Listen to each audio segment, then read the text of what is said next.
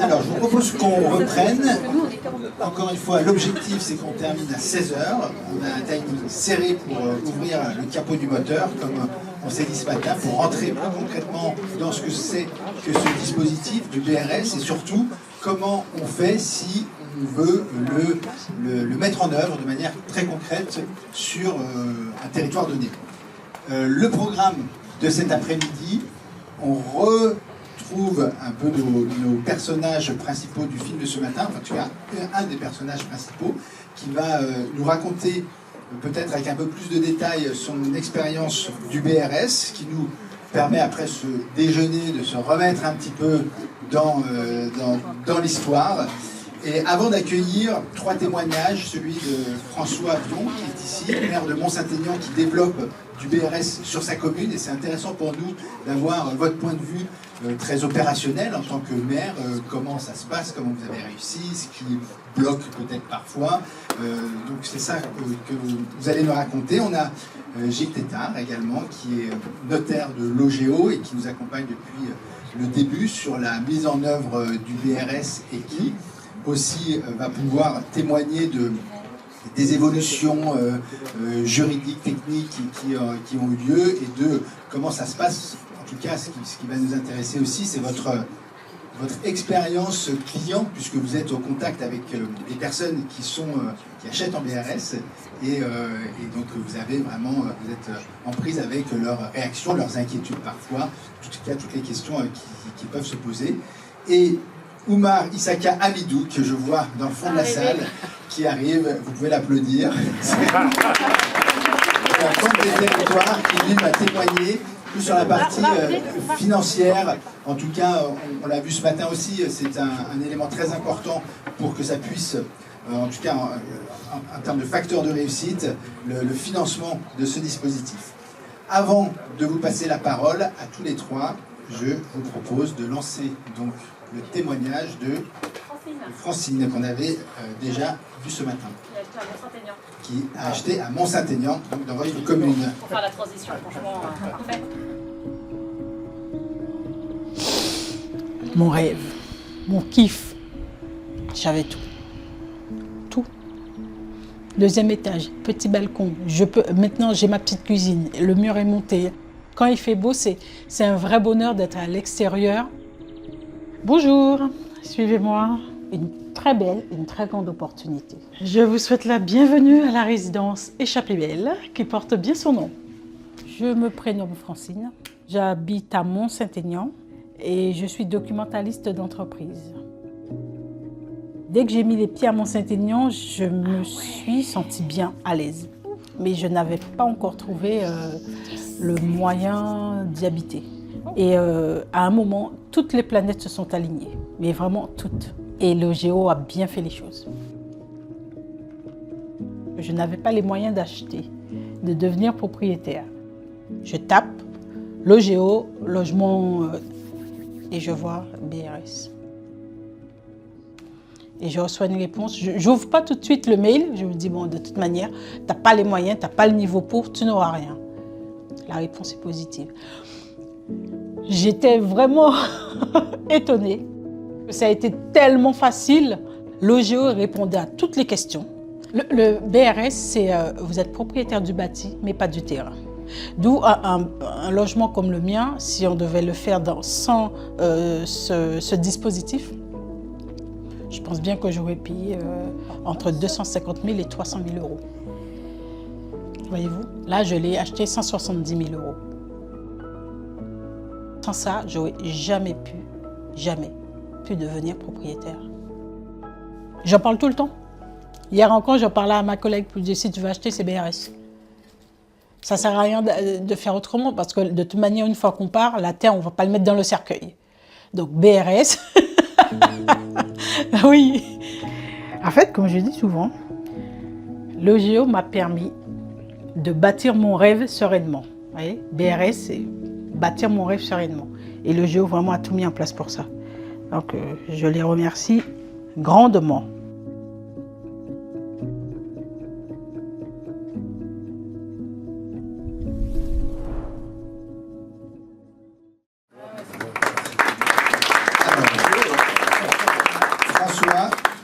soir, je vous invite à venir sur scène. Vous avez des micros et de l'eau, a priori tout ce qu'il faut. À la différence de ce matin, peut-être qu'on va profiter de votre témoignage, mais qu'il soit un peu plus court pour rapidement aller vers un échange avec le public, puisque là l'idée c'est vraiment de rentrer encore une fois dans le concret du dispositif. On a Céline aussi qui est là pour pouvoir intervenir, répondre aux questions. Émilie également présente. En tout cas, je vous invite à dialoguer le plus possible sur les manières de mettre en œuvre, de monter des opérations en BRS. Je commence avec vous, monsieur le maire. Pourquoi une commune comme celle de Mont-Saint-Aignan décide-t-elle à un moment donné de s'engager dans une opération en BRS? Eh bien, tout simplement pour bâtir nos rêves sereinement. En fait, c'est le processus qu'on va adopter pour la ville, bâtir nos rêves sereinement. Et il est d'usage pour un maire de saluer le maire dans la ville dans laquelle nous sommes reçus. Et je vais faire une de ces citations qui est véritablement la nécessité pour nous tous en fait, de prendre le temps pour bâtir les choses, de se donner de l'horizon et de la conscience. Et donc, quand on a préparé ce projet BRS, en réalité, moi j'étais que premier adjoint, mais on avait véritablement cette vision qui était nécessaire pour le territoire, qui a des caractéristiques propres. Chaque ville a ses caractéristiques. Nous sommes une ville universitaire de 20 000 habitants, mais nous avons 22 000 étudiants. Un tiers de la commune, en fait, s'est érigé dans les années 70 à l'occasion en fait, de l'implantation de l'université. Historiquement, beaucoup de personnels qui étaient en lien avec l'université se sont implantés et ont débuté en fait, une vie à Mont-Saint-Aignan. Et on s'aperçoit aujourd'hui que ces gens-là, on les a plus. On les a plus pourquoi? Parce qu'en fait, financièrement, la solvabilité, etc., fait qu'aujourd'hui, ils sont obligés de s'éloigner. Premier constat. Deuxième constat, quand on fait l'étude de mobilité, le bilan carbone de la ville et des mobilités des collaborateurs, on s'aperçoit que en fait, nos collaborateurs n'ont pas les moyens en fait, aujourd'hui d'acheter sur leur ville et du coup sont obligés d'aller plus loin. Donc c'est une deuxième cible. Troisième cible, c'est notre sujet de vieillissement. Voilà. Où on est une ville qui vieillit plus que les autres et que si on n'entreprend pas, eh bien en fait demain nous serons obligés de fermer nos écoles, etc. Donc voilà, ce sont trois prismes importants qui nous ont amenés à soutenir l'OGEO dans sa démarche et qui aujourd'hui m'amènent à penser aussi des projets de développement du BRS. Notre problématique majeure aujourd'hui, c'est à la fois le prix du foncier, le fait que nous n'ayons plus de foncier public. Voilà. Et concrètement, il y a combien de BRS à Mont-Saint-Aignan et quelle typologie de logements sont en BRS? Alors aujourd'hui, donc, on a 22 logements BRS uniquement de l'EGESN, mais on veut stimuler cela. Donc il y a à la fois des petites maisons à coller et des appartements. Donc à la fois pour nous, c'est important de proposer en fait les deux modalités d'habitat. Voilà, je suis en train de réfléchir et de négocier avec le président de la métropole pour permettre de lancer un appel d'offres pour en faire de nouveaux. Puisque vous le savez sans doute, c'est qu'en fait il y a beaucoup des fonciers qui étaient liés aux voiries et aux places publiques qui ont été transférés à la métropole de par ses compétences. Et aujourd'hui, donc, il n'y a que grâce à eux qu'on peut arriver à mobiliser en fait du foncier. Voilà. Et quel est le regard des autres élus de votre conseil municipal sur ce dispositif? C'est quelque chose qui est facile c'est facile de les convaincre ou alors vous faites face à des résistances comme on en a parlé un peu ce matin? Alors, c'est pas si simple parce que en fait déjà il faut bien partager le diagnostic de son territoire qui peut être contre-intuitif. Si je vous demande finalement Mont-Saint-Aignan, qui est une ville vue de loin assez riche, en réalité nous n'avons que 47% de propriétaires. C'est-à-dire que les locataires sont majoritaires. C'est un constat. Voilà. Qu'aujourd'hui, on a des taux de suroccupation des logements à 83% supérieurs à la moyenne. Donc on a beaucoup en fait de personnes âgées qui manquent de mobilité, entre guillemets, dans le cadre de leur parcours, parce qu'il n'y a pas d'offres en fait, qui sont adaptées. Donc c'est aussi un enjeu pour nous de proposer en fait de l'offre adaptée par rapport à ces enjeux-là. Et une fois encore, d'accueillir des familles, des jeunes familles, c'est important. Aujourd'hui, je ne sais pas si ça va être une question après, j'allais enchaîner sur... Allez-y, si vous y répondez, je ne la poserai pas. Donc du coup, dans l'esprit de ce qu'a dit Mathias ce matin, qui me paraît totalement pertinent de s'associer entre bonne volonté voilà, pour développer le BRS, ça a été fait à Lyon. Moi, j'avais été le voir à Lyon, ils ont créé un OFS pour faire 1000 logements classés DC, à Montpellier également, et je trouve que c'est une très belle idée. Pourquoi c'est une très belle idée? Parce que j'ai déjeuné hier avec le maire de Bois-Guillaume. Donc je salue, je crois qu'il y a quelqu'un de Bois-Guillaume qui est là ou qui est peut-être parti, mais c'est là. Voilà, c'est tout, pardon. Et on en parlait avec Théo, donc lui, il en a, je crois, c'est 65 ou 60. Oui, une petite cinquantaine. C'était après la deuxième bière, ça, alors. Ok. Enfin voilà, vous faites un effort aussi et vous avez créé une belle action de mobilisation dont on doit nous aussi s'inspirer quand on en lancera. Donc le tout, c'est finalement de créer le marché. Je crois qu'il n'y a pas de marché pour le BRS. Comme l'a dit le président ce matin, il n'y a pas de marketing. BRS, c'est un acronyme qui ne veut rien dire aux habitants. Donc il faut le marketer, il faut communiquer, et il faut aussi, à mon avis, autre levier, finalement, créer des partenariats. Donc j'en ai parlé par rapport au point 1 du constat tout à l'heure avec le président de l'université. Et donc il est d'accord que si on lance un nouveau BRS, de s'intéresser particulièrement aux professionnels de l'université et de tout l'enseignement général à Mont-Saint-Aignan, qui est important. En fait, globalement, mobiliser les employeurs, aussi au travers de la transition énergétique et environnementale, en disant voilà, et y compris nous, mairie en tant qu'employeur, on a 450 collaborateurs, et bien voilà, leur dire il y a un potentiel, regardez les choses autrement, c'est ce qui nous a été présenté ce matin, voir les choses autrement, et vous verrez que c'est une belle solution. Et sur les 22 BRS présents sur la commune, quels sont les retours des personnes qui habitent, si vous en avez, je ne sais pas, mais qu'est-ce que vous percevez de leur ressenti? Alors, ce que je perçois de leur ressenti, c'est une grande satisfaction à voir le maire de Mont-Saint-Aignan prendre une décision fiscale en la faveur. Voilà. Donc, en fait, il s'est agi pour nous de prendre une délibération qui est permise, c'est une des rares délibérations de l'État qui nous permet, nous, en tant que commune, de prendre une décision d'exonération fiscale. Et donc, ça va de 30 à 100% d'exonération de la taxe foncière. Donc, nous, on a pris la décision de le faire. Donc, je crois qu'on était dans les premiers de la métropole. Il y en a peut-être Cléon ou Assel qui l'a fait aussi. Pour donner aussi l'exemple, j'en ai parlé aussi avec Théo hier, on est en train d'y réfléchir. Aujourd'hui, concrètement, moi, ça va me faire un manque à gagner, pas une perte fiscale. Parce que ce sont des logements qui s'additionnent en fait aux autres. Et ça va me faire une perte fiscale de l'ordre de 75 000 € en année pleine. Mais je vais gagner 75 000 € de plus aussi, puisque j'ai exonéré de 50%, je garde le gain sur 50%. Aujourd'hui, à 22, c'est supportable, largement. Si demain il y en a 100, c'est pas un problème. S'il y en a 1000 à Mont-Saint-Aignan, je pense que je me ferai virer. Mais voilà, je vais pas aller à 1000 du coup. Mais je pense que il faut que les maires et que tout le monde dise c'est important dans le modèle économique pour les particuliers d'aller faire ces exonérations. Et que cette exonération, en fait, il y a une délibération de la ville qui, à tout moment, peut être révisée à la baisse ou à la hausse. Le tout, c'est de s'engager pour rendre véritablement attractive l'offre du BRS sous tous ces aspects, en fait.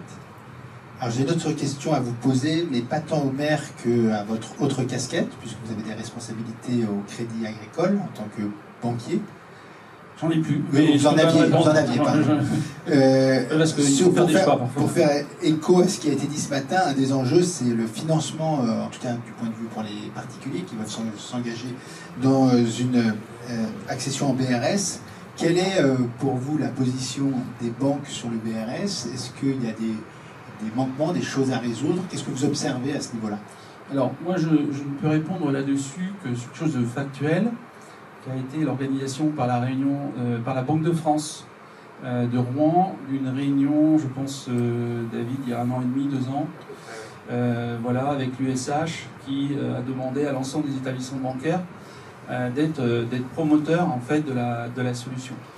Je crois que toutes les banques ont répondu globalement favorablement. Après, il y a des difficultés de mise en œuvre suivant les banques.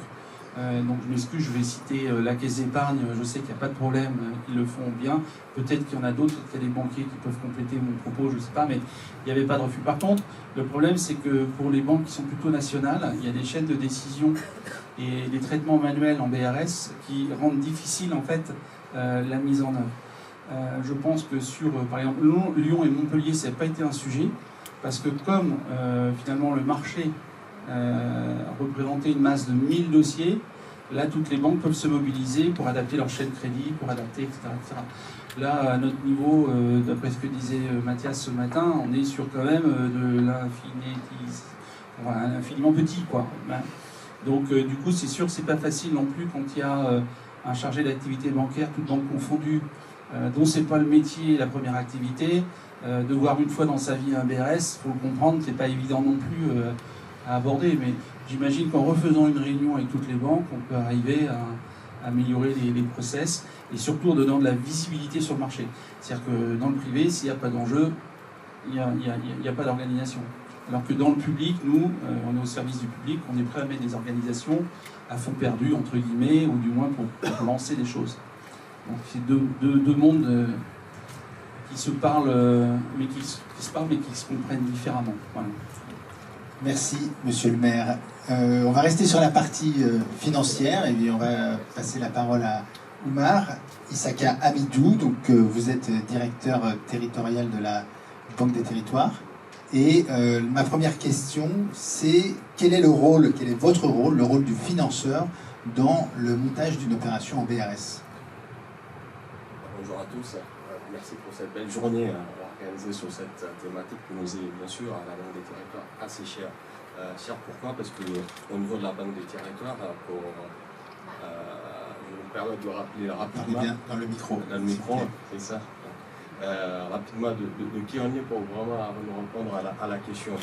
On existe depuis 200 ans. La Banque des Territoires, c'est la Caisse de dépôt et consignation. On ne cherchait pas loin, c'est vraiment qu'une marque qu'on a créée il y a à peu près 7 ans pour faire connaître davantage l'activité de la Caisse des dépôts. Alors, certains le connaissent comme monsieur le maire, CDC, ça parle souvent à certains des professionnels du milieu, mais pas beaucoup. Donc on a créé à la sortie du confinement, un peu juste avant le confinement, on a créé une marque qui aujourd'hui vraiment est beaucoup connue, qui s'appelle Banque des Territoires. C'est juste pour donner le signal à l'ensemble des acteurs territoriaux qui a un outil de financement à leur service qui était très peu mobilisé. Alors ça finance surtout le logement social. 90% des logements sociaux produits en France, c'est nous qui le finançons.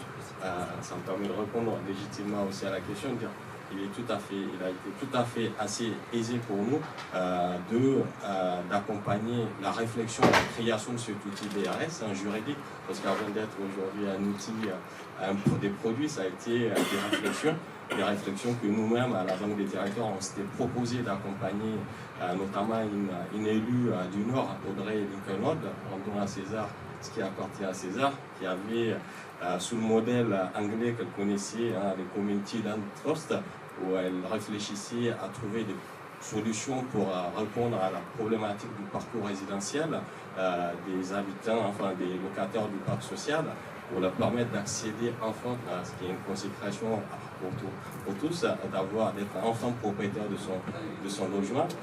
Et donc elle réfléchissait, elle a eu l'idée de s'inspirer de ces communautés d'instance, donc cette pratique anglaise et américaine qui consistait à dissocier le foncier, la propriété du foncier et du bâti. Culturellement en France, c'est pas trop ça. On le voit d'ailleurs encore, il y a très peu de personnes qui connaissent le dispositif. Au-delà des sujets de marketing du nom, BRS, ça ne parle pas beaucoup, mais au-delà de ça, il y a un vrai frein culturel. On est propriétaire du foncier et du bâti, même si, je suis d'accord avec Francine, on n'amène pas le foncier avec soi dans le cercueil, mais ça reste quelque chose à laquelle on tient. Et donc la Caisse des dépôts a accompagné cette réflexion de Madame Nicolande. On a financé des études, il faut commencer par là, pour estimer le besoin, pour voir le bien fondé, estimer les prix de sortie, parce que, in fine, il faudrait que ça soit abordable, hein, à la fois sur l'acquisition du foncier pour l'outil qu'il porte. À l'époque, on ne parlait pas encore d'OFS, on avait des sujets d'association qui devaient porter le foncier ou le bailleur en tant que tel, et dans un contexte de raréfaction des fonciers, d'autant plus qu'en premier lieu, les BRS s'étudient dans des zones où il y a une forte tension au niveau du foncier. Donc le premier rôle de la Banque des territoires, qui s'appelait à l'époque Caisse des dépôts, c'était vraiment d'accompagner la réflexion sur l'utilité et les marchés des débouchés de construction de cet outil juridique. Il a été assez facile pour nous d'arriver au constat qu'il faut créer, accompagner à la fois financièrement l'acquisition du foncier, chose qu'on peut faire. Aujourd'hui, on y reviendra certainement. Quand on finance, on peut aller jusqu'à 80 ans. Monsieur le maire, je dirais monsieur l'ancien banquier, 80 ans pour un financeur, économiquement, il faut trouver une gymnastique économique et financière pour pouvoir arriver. Nous, on y arrive parce qu'on s'est mobilisé l'épargne des Français qui est le livret A, et qu'on a un modèle qui tourne depuis plus de 500 ans qui nous permet d'aller sur cette durée-là. Donc, accompagner l'acquisition du foncier, qui est sur des durées très longues, qui permet au bailleur ou l'OFS qui le porte de pouvoir sortir des redevances à des prix assez minimes. Hein. En moyenne, j'ai regardé les chiffres juste avant de venir, on est sur 1,32 € le mètre carré sur les opérations qu'on a financées au niveau national. Et en Normandie, on est à date, on a financé 130 BRS. Bon, je ne fais pas de scoop, il y a un bailleur qui se démarque dans le portage de près de 80% de ses opérations. Je vous laisse en chercher qui c'est. Très bien, merci. Donc oui, effectivement, le temps long, c'est vraiment la clé pour pouvoir rendre possible le financement des opérations en BRS. Complètement. Quand on achète, si on se positionne sur l'acquéreur, quand on achète pour du long terme, avec des sujets de transmission. Et donc, il faudrait pouvoir corréler la propriété, la durée de propriété projetée avec la durée du financement. C'est pour ça que le financement du foncier, tout de suite, on l'a apporté dans un premier temps, c'était le prêt. Les bailleurs qui font des prêts chez nous régulièrement savaient qu'avant, la durée limite, c'était 50 ans. Dans le cas du BRS, on a poussé dans un premier temps à 60 ans la durée de financement, et sur la base de l'expérience et puis en connaissant davantage l'évolution du marché du foncier, on a apporté cette durée de portage sur du très long terme, 80 ans. Ça permet essentiellement d'avoir des durées, plus la durée est longue, plus le paiement de l'annuité à payer, plus elle est moindre, et plus la refacturation qui est faite à l'acquéreur, elle est moindre, 1,32 € au mètre carré pour l'utilisation d'un foncier. C'est assez onéreux, ça permet des gens comme Francine de pouvoir accéder à la propriété. Vous avez dit avoir engagé des études un peu déjà en amont pour comprendre l'intérêt d'un tel dispositif, donc avec différentes, j'imagine, compétences. Et puis quand vous montez une opération, il y a une dimension toujours partenariale, puisque vous travaillez avec les collectivités, avec les opérateurs, avec les notaires aussi, j'imagine, enfin avec toutes les parties prenantes qui rendent possible ce type d'opération. Complètement, c'est un jeu à plusieurs parties. En premier lieu, je veux dire, on s'appelle Banque des territoires, donc avant tout on est au service des territoires, au service des maires, qui portent des projets qui répondent aux aspirations de nos concitoyens. Et donc quand on fait le financement, on est dans cette logique de parcours de financement adapté aux aspirations de parcours résidentiel.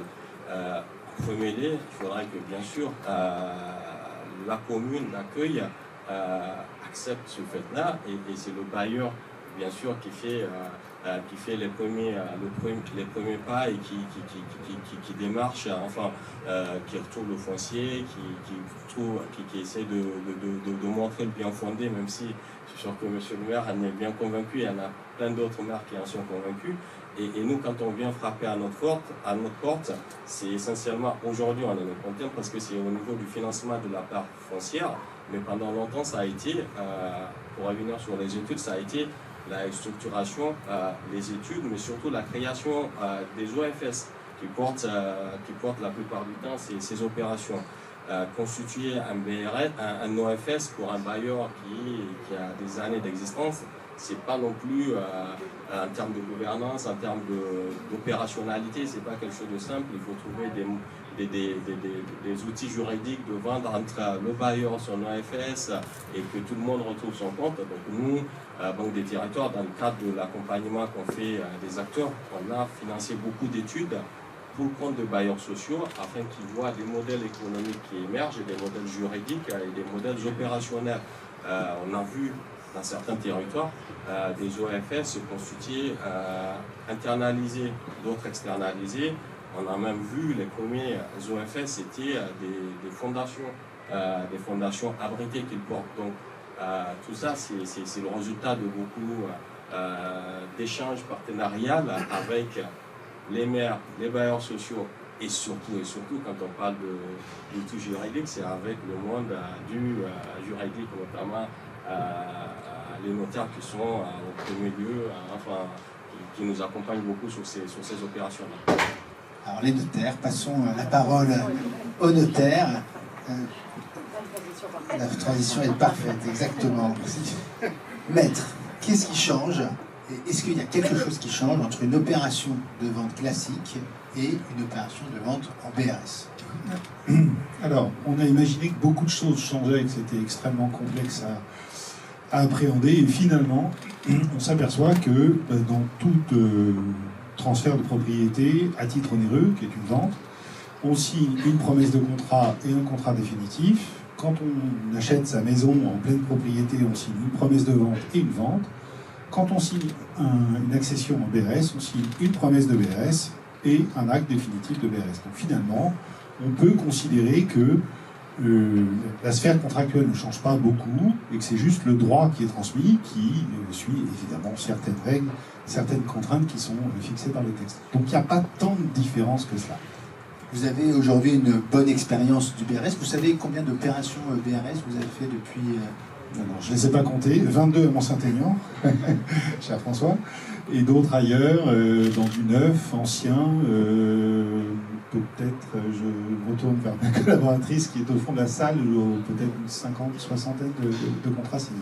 Alors ce qui nous intéresse, je le disais en introduction, c'est d'avoir votre retour, votre point de vue sur le retour client, c'est-à-dire quels sont comment se comportent les acquéreurs dans le cadre d'une opération en BRS. Qu'est-ce que vous constatez?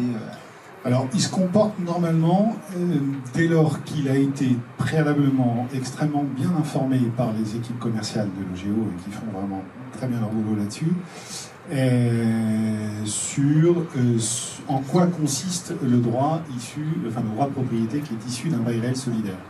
Une fois que cette formation initiale, on va dire en quelque sorte, a été faite, j'interviens, et mes confrères aussi qui sont là dans la salle, on intervient pour compléter finalement par des termes juridiques, qui sont souvent un peu compliqués à comprendre pour les clients, mais pour compléter par des termes juridiques l'approche fondamentale qui a déjà été posée en fait par les équipes commerciales. Et finalement, je m'en faisais des montagnes au départ, on s'en est tous fait, Céline, des montagnes. Et puis finalement, l'expérience aidant, voilà, les rendez-vous s'écourtent, sont beaucoup plus vivants. On a des gens comme notre Francine qui est d'un enthousiasme débordant. Et il n'y a pas tant de différence que ça.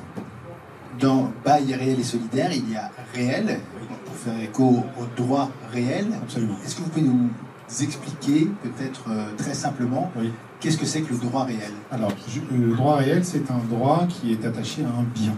D'accord ? Et ce bien ce droit réel fait partie du patrimoine d'une personne et ce droit réel peut être transmis. Voilà, ce droit est dans le commerce. Il peut être transmis, c'est un droit de propriété, c'est un réel droit. Pardon, c'est un droit de propriété, c'est un réel droit de propriété qui porte sur une partie du bien.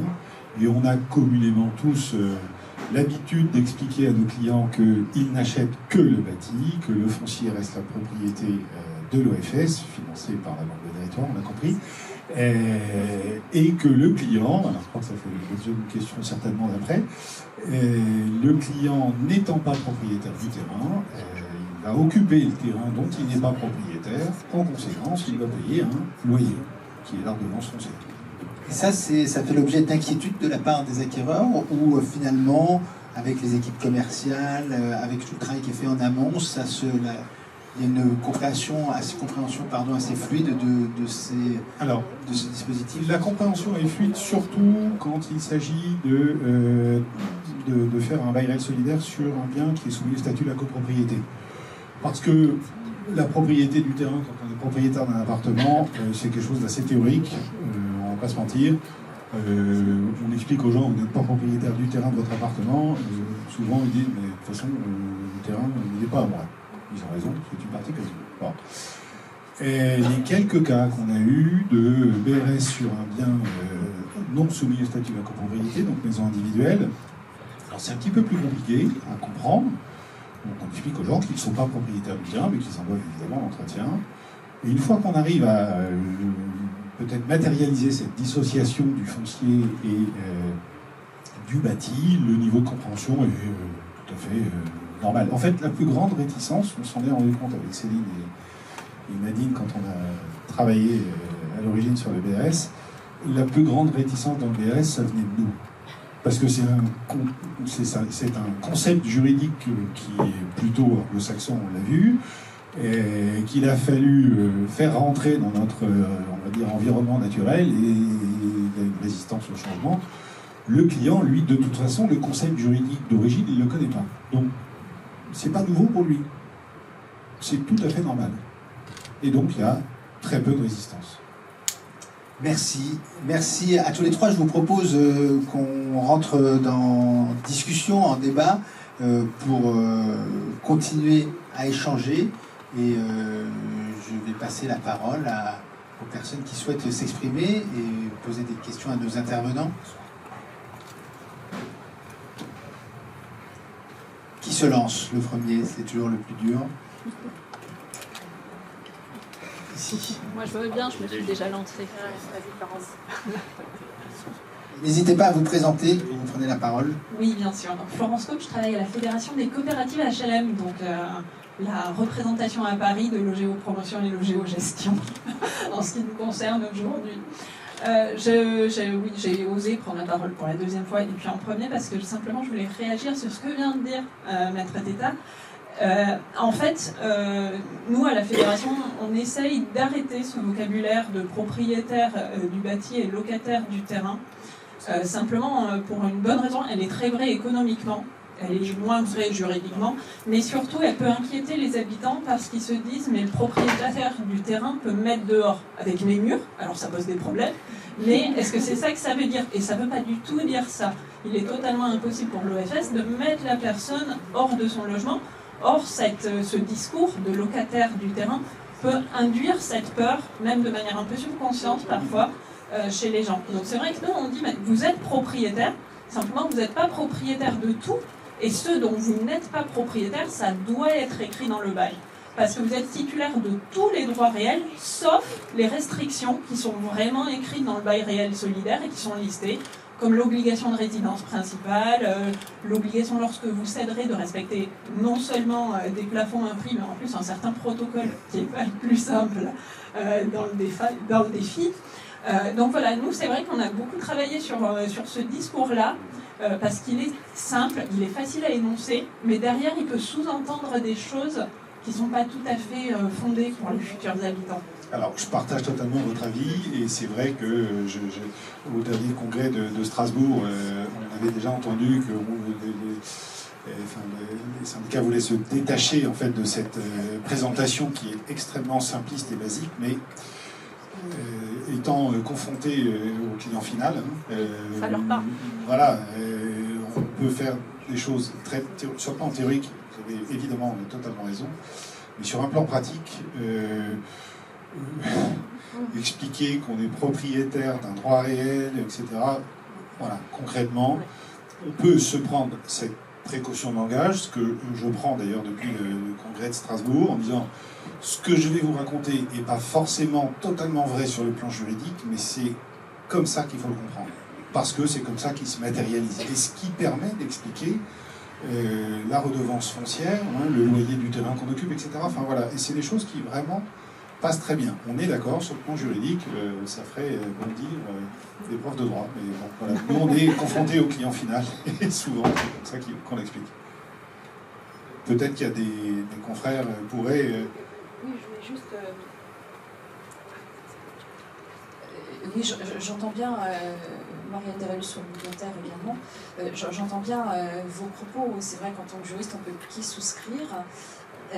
Alors, moi, je le présente exactement de la même façon que Gilles, parce qu'il faut tout simplement que les gens, lorsqu'ils viennent chez nous, c'est toujours pour des moments extrêmement importants, et il faut qu'en sortant de chez nous, ils aient compris ce qu'ils ont fait, ce qu'ils ont acheté, etc. Et donc c'est pour ça qu'on utilise aussi un langage très courant pour faciliter la compréhension. Et à l'inquiétude légitime, qui est effectivement une question qui nous est tout à fait régulièrement posée, savoir est-ce qu'on peut me mettre dehors du fait que je ne suis pas propriétaire du terrain. Évidemment, nous rebondissons et nous expliquons que ça n'est absolument pas possible et que le BRS, le S de tout à l'heure, dont on parlait que c'était la sécurité, effectivement, on leur dit que c'est bien la sécurité. Alors, sauf évidemment mauvais comportement de leur part, ça va de soi. Mais, oui, bien sûr. Mais là, ce n'est pas lié au BRS, c'est lié au comportement de la personne, c'est encore autre chose. C'est pas une décision de l'OFS. Voilà, c'est pas une décision de l'OFS. Alors certains, je rebondis sur ce que vient de dire Marie-Hélène, ce que vous disiez. Assez récemment, pour la première fois, j'ai eu une question qui était, oui, mais que se passe-t-il si l'OFS, là vous me dites, bon, le Géocène, très bien, ils sont solides, etc., mais qu'est-ce qui se passe s'il y a une liquidation judiciaire? La première fois, j'étais un peu surpris, je ne m'attendais pas à ça, et puis j'ai répondu en disant, écoutez, voilà, il y a eu un arrêté qui a été pris par le préfet de région, qui a agréé le bailleur en l'occurrence en qualité d'OFS pour concentrer un BRS, et donc il assure, ça veut dire que l'État finalement vient labelliser l'entreprise pour consentir ce BRS et assure la durabilité du système, et donc vous n'avez aucun risque, je pense que j'ai raison, merci, vous n'avez aucun risque d'être confronté à une difficulté de portage du foncier. Une question là-bas. Merci, Virginie Leclerc, Ligue Avresse pour l'aide aux personnes handicapées. Petite question, on parle de foncier en tant que terrain. Moi j'ai la question de la taxe foncière, parce que ça forcément ça va nous être posé. Est-ce que, parce qu'on est propriétaire du bâti, donc à mon avis on doit s'acquitter, si c'est une résidence principale, on doit s'acquitter sur de la taxe foncière. Oui. Alors je réponds et après je passerai la réponse je passerai la parole à François. Et le Code général des impôts a prévu la situation, le titulaire du BRS est redevable de la taxe foncière. Voilà. Avec... Minoré ou pas? Alors, non, un taux plein. Après, autre texte qui permet à certains élus, certains conseils municipaux bien conseillés, d'exonérer de 30 à 100%, on le disait tout à l'heure, la taxe foncière sur les propriétés bâties, sans aucune limitation dans le temps, contrairement au PSLA qui organise une exonération de 15 ans, etc. Tant que la décision de la collectivité n'a pas été remise en cause, l'exonération marche. Donc c'est éternel. Donc vous voulez acheter un BRS, venez à mon centre.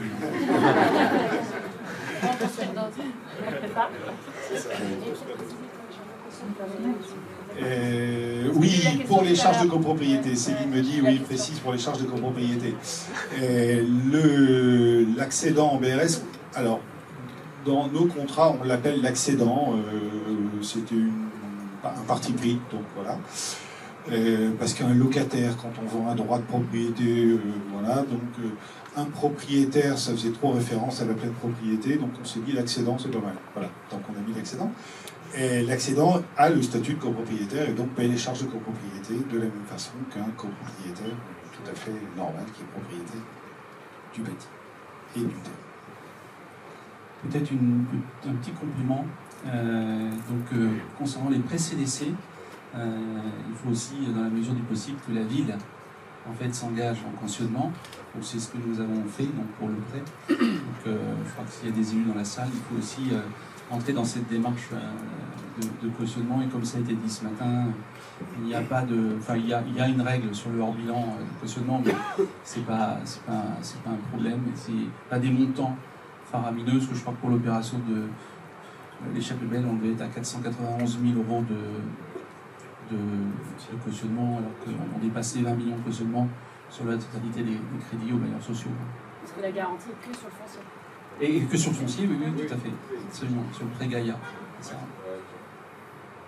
Merci, monsieur le maire. Effectivement, c'est une des règles du jeu. On manie des fonds publics. Vous l'avez compris, la Caisse des dépôts, c'est une établissement public.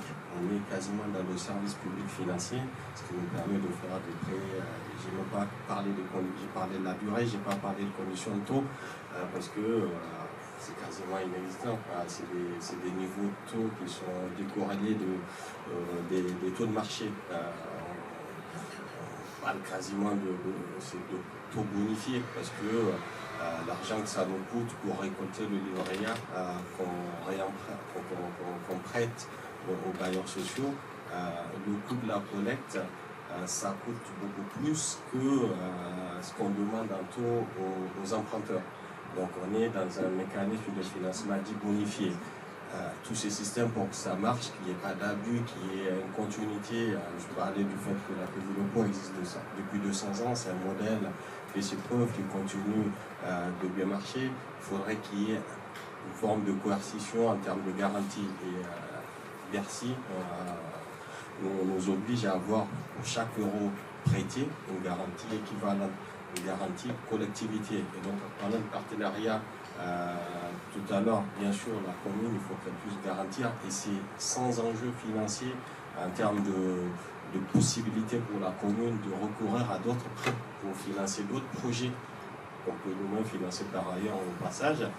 C'est le fait d'accorder sa garantie à une opération de logement social, BRS ou pas d'ailleurs, ça n'empiète pas sur la capacité de la commune à lever des fonds sur les marchés. Il n'y a pas de question de dégradation de situation financière. Et c'est vraiment un acte d'ailleurs citoyen, parce que derrière, nous-mêmes quand on prête, on s'assure, on a un devoir de regard, c'est pas que prêter en termes banquiers du terme, on a un devoir de conseil en tant qu'établissement public. Donc un emprunteur qu'on sait qui n'est pas en capacité d'honorer les engagements jusqu'à terme, on a le devoir de ne pas l'accompagner et de trouver d'autres solutions. Donc lorsque la demande de garantie arrive avec l'offre de prêt de la Caisse des dépôts, c'est que les signaux sont déjà verts et qu'il n'y a pas de souci particulier. Donc il faut vraiment qu'on puisse avoir cette garantie de collectivité locale pour que les choses aillent jusqu'au bout. Merci pour ces précisions. Moi, j'ai une question à poser à Émilie Atté, en tant que directrice de l'immobilier Logéo. Quand une collectivité, une commune contacte Logéo pour faire du logement BRS, mais sans en connaître les tenants et les aboutissants, comme on le fait aujourd'hui, comment Logéo se positionne et comment Logéo accompagne la collectivité dans cette démarche? Alors, moi, je suis donc directrice de l'immobilier, j'accompagne les équipes de développement, conception et réalisation, donc l'ensemble de la chaîne. Donc, quand c'est comme ça, déjà, on est ravis. Donc, on y va en général avec beaucoup de bonheur, avec Gauthier qui est juste devant. Et on étudie, en fait, il y a plusieurs cadres de production de BRS. C'est-à-dire que la collectivité peut être dans différentes situations.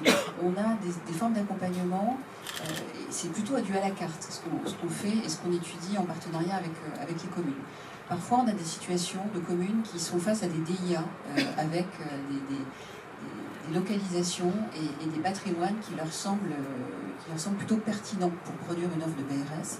Donc dans ce cas de figure, on peut étudier ces dossiers avec des faisabilités, y compris en amont, sur des objets qui sont des objets du coup déjà bâtis, sur des tailles plutôt diverses, qui vont de 5 à 10, 15 logements. Donc aujourd'hui, ce qu'on constate dans nos productions de BRS, c'est qu'on est idéalement sur une dizaine de logements pour trouver une forme d'équilibre, notamment quand on est sur une opération spécifiquement BRS qui ne s'accompagne pas ou qui ne s'adosse pas à une opération locative sociale, puisque ça nous arrive de produire soit l'accession spécifiquement, soit en mixité. Donc, on va dire ça, c'est le premier cas de figure. Ça peut être l'ADIA, l'objet bâti, sur lequel on va pouvoir trouver des solutions en partenariat avec la commune. Le deuxième cas, tout simplement, c'est une collectivité qui a défini un foncier non bâti et qui souhaite développer une opération de BRS spécifique, avec une maîtrise d'ouvrage directe, du coup, et un bailleur comme partenaire. Donc là, évidemment, pas de souci. Ce qu'on fait, c'est qu'on récupère les éléments fonciers, on travaille tout de suite l'étude de marché, qui est déterminante, en fait, dans un sujet de BRS, puisque, on l'a évoqué, le sujet, c'est de bien se situer, à la fois par rapport à la rareté de ce foncier, et de comparer le prix de marché du neuf, tel qu'il est proposé, mais aussi et surtout, ce qu'on fait de plus en plus, c'est qu'on prend comme point de comparaison le marché de l'ancien, qui est une jauge qui est finalement très intéressante et très importante, parce qu'autant le marché de neuf est assez volatile, et vous pouvez avoir sur une commune à un moment une opération qui va tirer un prix vers le haut, et qui va un peu piper, on va dire, le prix repère, autant le marché de l'ancien, il a une constance, et donc c'est une boussole qui est assez importante pour nous, et sur laquelle on se fie beaucoup pour nos arbitrages. Donc ça, c'est vraiment cette première étape. Et puis, on travaille, évidemment, on revient vers la collectivité sur une capacité à faire qui va être liée à ce prix de vente. Un peu comme le promoteur, mais alors, de manière un peu différente, mais ce que David Rothman expliquait, on est également, à travers, on a l'OGOFS et l'OGO-opérateur, on a cette obligation aussi de fonctionner à rebours avec ce prix de vente cible, qui est le bon prix qu'on estime en tout cas pour un BRS, et puis construire finalement un bilan inversé, et de revenir vers la collectivité avec une capacité à faire, avec un prix de vente qu'on estime être le bon et le bon prix plafond. Ça, c'est le deuxième cas. Et le troisième cas, c'est parfois une association qui se fait à la demande de la collectivité sur un programme plus large, parfois avec des promoteurs qui ont un projet en VFA à nous proposer, sur lesquels on a une ambition plus large que le seul BRS, donc ça peut être un objet avec de l'accession abordable, de l'accession classique, avec un objet commercial, enfin voilà, un multi-produit, et dans lequel on peut tout à fait également s'intégrer. Ça fait partie aussi d'une des productions de l'OGOCN aujourd'hui sur ce BRS. Donc finalement, au même titre que sur l'ensemble de la production de l'OGO, on a une boîte à outils, et selon la situation, on vient pour proposer le cadre qui est le plus cohérent, toujours avec cette approche de marché qui doit être faite vraiment et partagée dès le début. Voilà, j'en mets pas une couche, mais y compris en abordant effectivement le seul préalable qui est cette garantie d'emprunt. Donc en général, lors de ces premiers échanges, on évoque tout ça, qui sont des conditions de faisabilité et de réussite des BRS. Monsieur le maire, est-ce qu'il y a d'autres maires qui vous contactent pour avoir votre retour d'expérience sur le BRS? Ça vous est déjà arrivé? Alors, en fait, on a eu un débat parce que le BRS ne pouvait pas vraiment être développé sur la métropole du Rouen, parce que le président de la métropole ne voulait pas en fait référencer le BRS comme un élément de comptabilisation au plan local de l'habitat de logement social. Donc, SRU, c'est ça? Voilà, oui, voilà. Et donc, alors que c'est légal, ça en fait partie, mais il ne voulait pas. Et donc on a eu de gros débats, ce qui a permis en fait à d'autres de monter un peu au front, notamment l'adjointe la mairie de Rouen, Madame Elkifi, qui a bien fait le job, des bailleurs sociaux, etc., etc. Et enfin, voilà, ça a été reconnu. Il était prêt à se mettre hors la loi, m'avait-elle dit en conseil métropolitain. Mais je pense que, en fait, au-delà de la personne, c'est le débat qui a été en fait un peu lancé ce matin sur finalement c'est pas du vrai logement social. Et donc il y a eu une forme d'écosystème informel qui s'est mis en place pour expliquer à ceux qui croyaient que ce n'en était pas, que c'en est bien en fait, et qu'il y a une vraie valeur d'usage pour le territoire à le développer. Donc cette solution a nettement évolué. Ensuite, donc, la mairie de Bois-Guillaume, je crois que c'est actuellement en cours, le plus gros programme de développement de BRS avec le foyer Stéphane, je crois. Donc se lance là-dedans, mais je pense que la personne de Bois-Guillaume en parlera nettement mieux que moi. Et que tout le monde regarde un peu Bois-Guillaume en se disant comment ils vont arriver à la commercialisation. Comment ils vont faire en sorte que ce soit un succès dans un marché immobilier globalement bloqué sur les ventes. Et je pense que si Bois-Guillaume, qu'on doit garder absolument dans le viseur positif, de réussi, eh bien il va falloir que tout le monde rapidement, on se dise ça y est, on a trouvé le bon modèle et il faut enclencher et développer sur le territoire. Est-ce que la personne de Bois-Guillaume veut réagir à ces propos, en tout cas, pareil, nous donner son témoignage sur ce qui est fait sur ce territoire? Bonjour, je suis Pauline Roméa, je suis la directrice de l'urbanisme à la ville de Bois-Guillaume. Effectivement, on a cette opération que monsieur le maire évoquait avec le foyer Stéphane, alors qui essaye de lancer cette opération. C'est sa première opération de BRS au foyer Stéphane. Donc on a fait une conférence il n'y a pas longtemps d'ailleurs à Bois-Guillaume. J'ai vu que Maître Parquet était dans le coin aussi. On a fait un bon tour de table avec les opérateurs bancaires. Je crois qu'il y a eu... Ça n'a pas eu un grand succès en termes de public, mais il y a eu des bonnes touches a priori sur cette soirée-là. On a un projet qui se lance également avec l'OGEO. Effectivement, foyer Stéphane, un peu plus d'une trentaine de logements, et avec l'OGEO, 9 BRS aussi qui se lancent. Pas encore trop de retours, mais on espère que ça va marcher. Et puis, j'ai entendu les témoignages de ce matin. Normalement, on coche toutes les cases sur le territoire de Bois-Guillaume pour que ça marche, pour que ça soit un produit vraiment de mixité, de parcours résidentiel. On espère que ça va aboutir. On croise les doigts, j'espère qu'on aura des nouvelles aussi. Est-ce qu'il y a d'autres personnes qui veulent témoigner je ne sais pas s'il y a d'autres collectivités qui ont mis en œuvre des projets BRS dans la salle? Oui, je voulais juste compléter un petit peu le propos d'Émilie tout à l'heure sur les modalités opérationnelles de développement du BRS. Il y a un mode qui est possible, qui est prévu par les textes, qu'on ne voit pas en région, c'est le BRS opérateur. J'entends au profit d'un opérateur qui n'est pas le cousin de l'OFS. Je ne sais pas si si les personnes d'autres régions peuvent nous faire part d'une expérience et d'un retour d'expérience sur ce sujet-là. Le cas, c'est un OFS qui a un foncier, et qui consent un BRS opérateur à un promoteur privé, et le promoteur privé a pour mission de vendre en l'état futur d'achèvement les droits d'accession issus du BRS, les appartements, et créer un lien direct avec l'OFS. Et ça, chez nous, sauf erreur, on ne le voit pas. Et je ne sais pas pourquoi. Parce qu'il y a des témoignages là-dessus. Et quelqu'un qui veut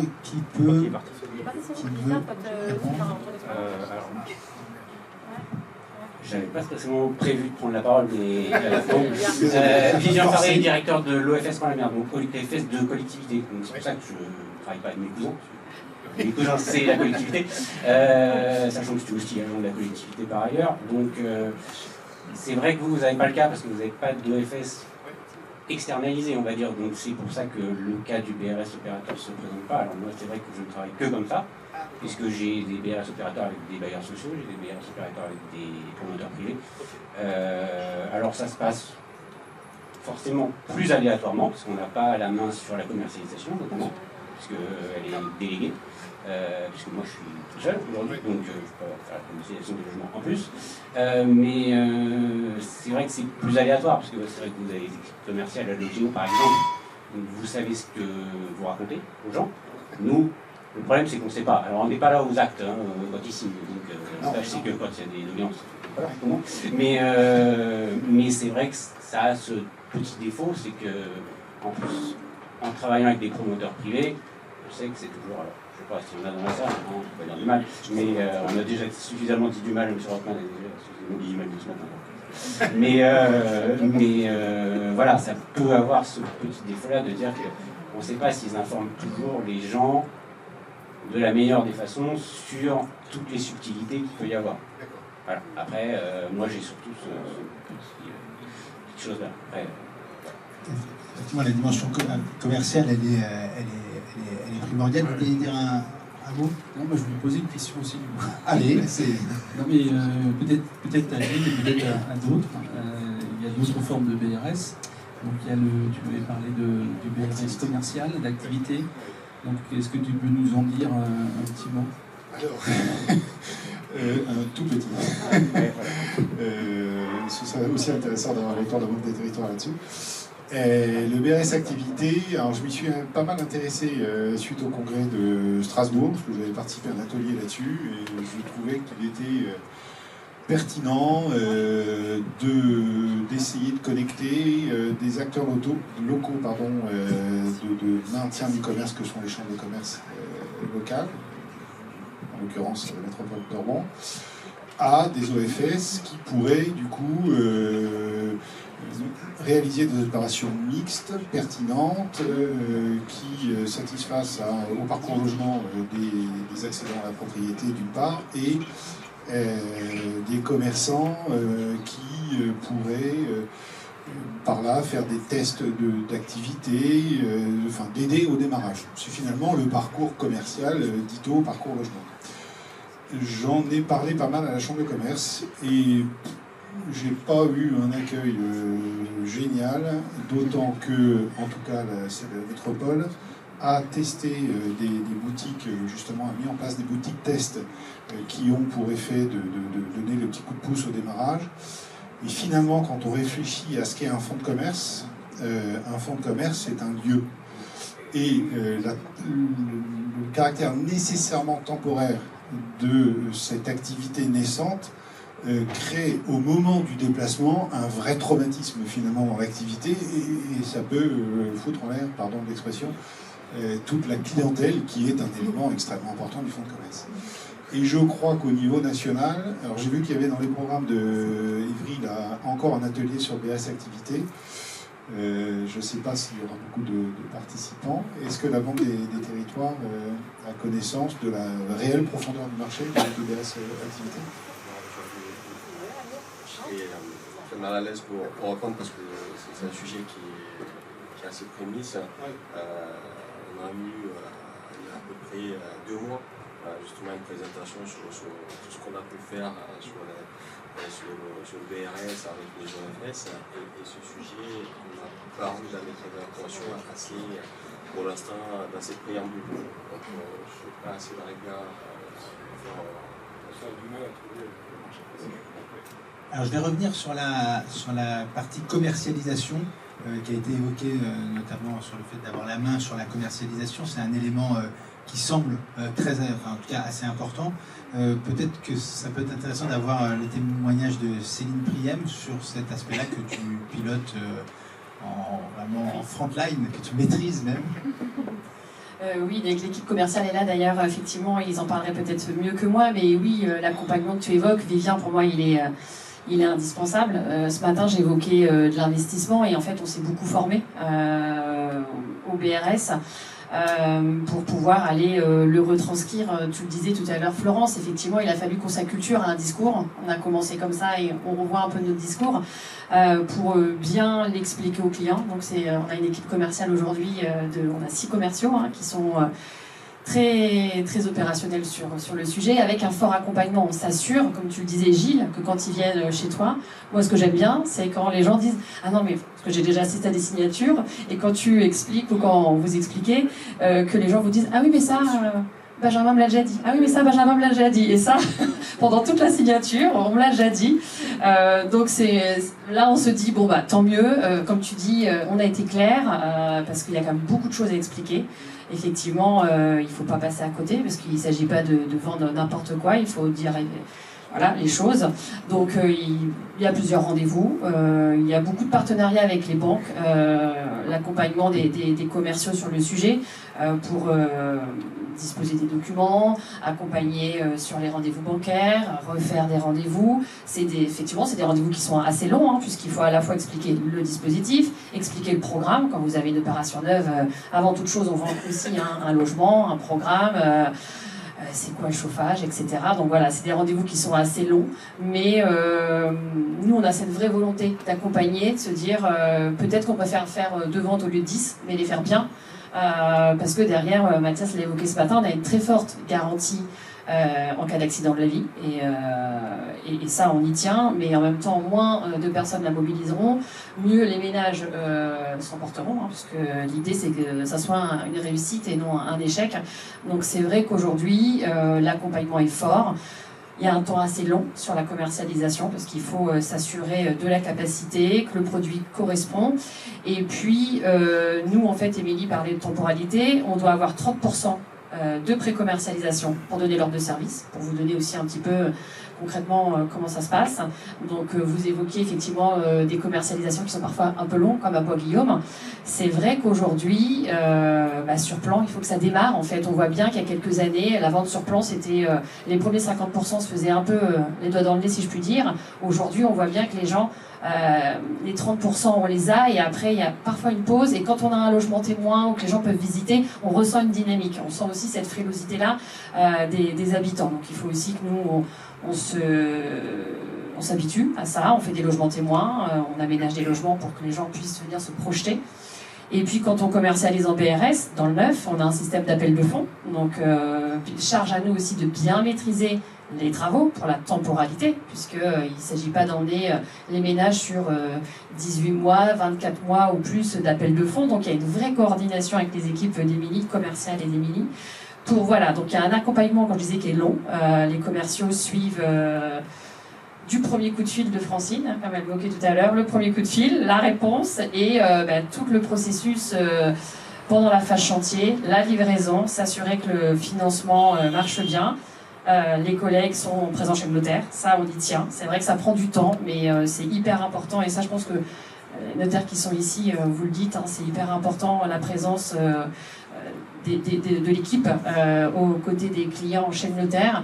C'est de l'investissement, c'est sûr, hein, pendant qu'on est chez le notaire, on ne fait pas une autre vente, mais c'est notre choix d'être présent, que ce soit le BRS ou d'autres dispositifs, mais encore plus sur le BRS.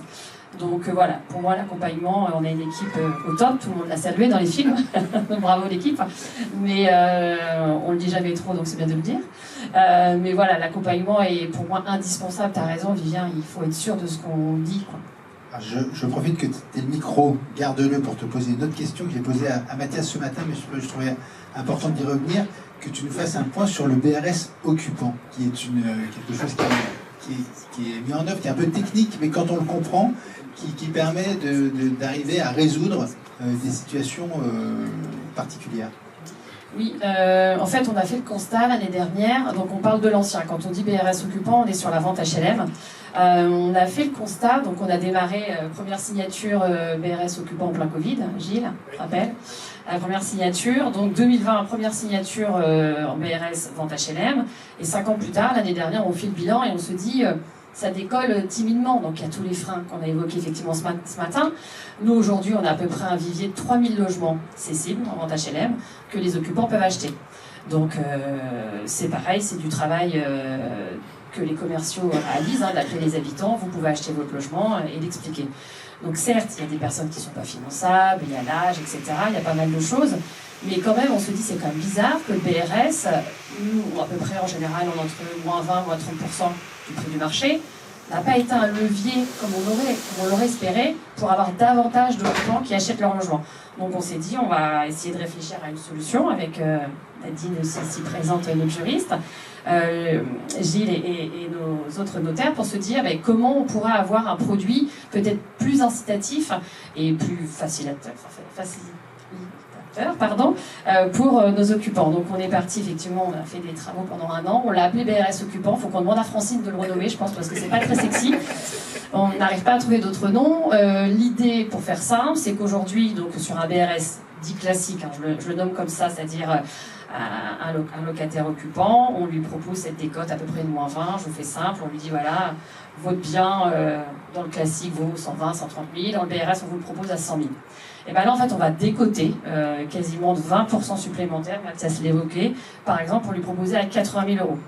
L'idée c'est de se dire on ne dévalue pas le bien vaut toujours 100, mais on accepte qu'il nous paye 80 le jour de la cession. On gèle les 20 000 euros et on lui dit les 20 000 euros, vous nous les verserez à la première revente ou au plus tard à l'issue de 25 ans.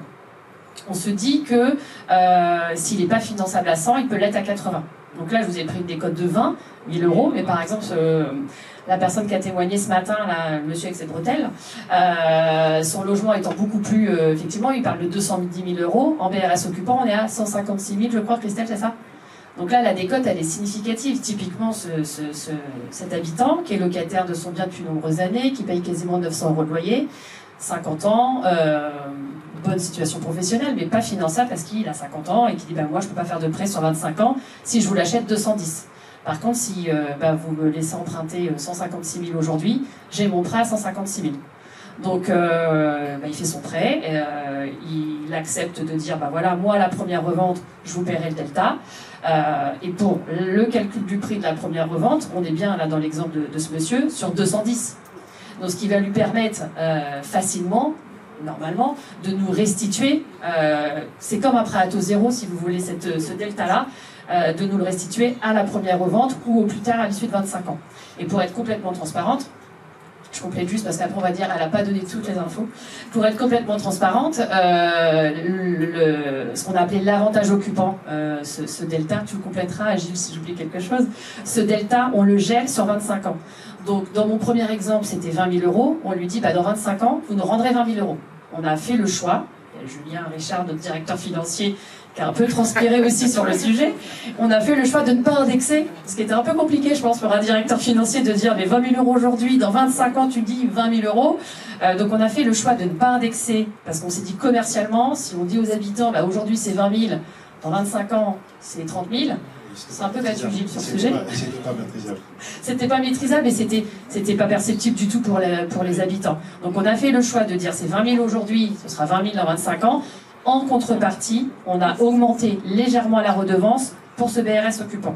Pour vous donner un exemple, si la redevance en BRS classique était de 50 euros par mois, on passe à 75 euros pendant cette première phase. Et à la revente, donc à la première revente, il nous redonne cet avantage et on repart sur une redevance classique. L'objectif étant de coller au niveau de loyer le plus possible des locataires et que pour eux, ça ne leur coûte pas plus de partir sur le BRS. C'est ça. La promesse, c'est de dire, comme l'a dit Mathias ce matin, pour le prix de votre loyer, devenez propriétaire de votre logement. Et quand on dit le prix de loyer, c'est effectivement, Mathias l'a dit, c'est la mensualité plus la redevance. Et même parfois, sur les exemples, là, je regarde Christelle parce que c'est elle qui a commercialisé le premier BRS occupant, les charges de copro, elle est même dans la donc c'est-à-dire que le client aujourd'hui paye 900 euros de loyer, demain sa mensualité plus la redevance plus les charges de copro seront équivalents à son loyer actuel. Il n'y a que la taxe foncière. Et parfois, il y a des cas, aussi, parce qu'en fait, là, le gros travail de l'équipe commerciale, c'est pour aborder les habitants, c'est de faire en amont ces simulations pour que ça soit pertinent, c'est de faire tout le job en amont, de dire quand ils vont faire un prêt sur 20 ans, avec la redevance, avec les charges de copro et parfois la taxe foncière, ça peut couvrir selon le loyer qui est payé. Il y a parfois des gens qui payent des loyers, comme là je parle de 900 euros, ça commence à faire des sommes. Parfois tout rentre.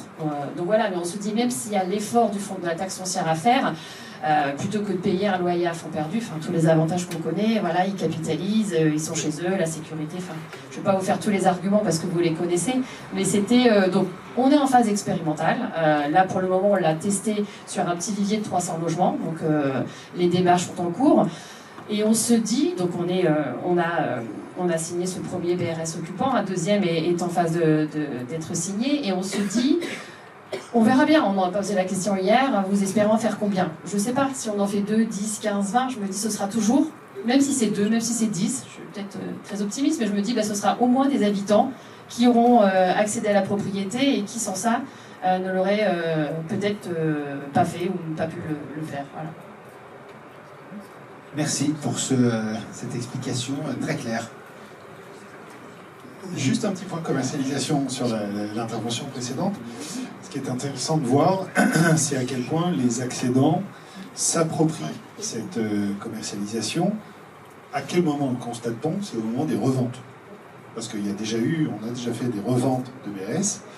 Et en fait, les clients qui étaient accédants, à qui il fallait expliquer tout le dispositif de BRS, prennent la position totalement inverse, c'est-à-dire de quelqu'un qui veut commercialiser son droit de propriété. Et bien finalement, on s'aperçoit que l'acquéreur potentiel, il comprend assez bien finalement quelle est la nature du droit qui lui est proposé par le vendeur. Et puis surtout, il s'aperçoit d'un truc, c'est que le prix auquel est proposé le droit qu'il se propose d'acquérir est largement inférieur au prix du marché, en tout cas dans les exemples qu'on a eus.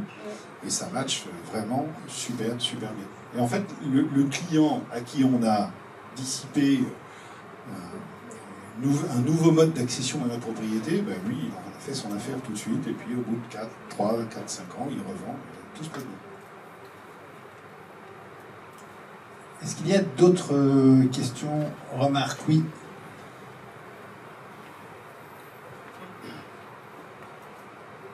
Nicole Lepillère, Confédération nationale du logement, élue administratrice chez Logéo. J'ai une petite question. J'ai bien compris, l'accédant est propriétaire des murs, pas du terrain.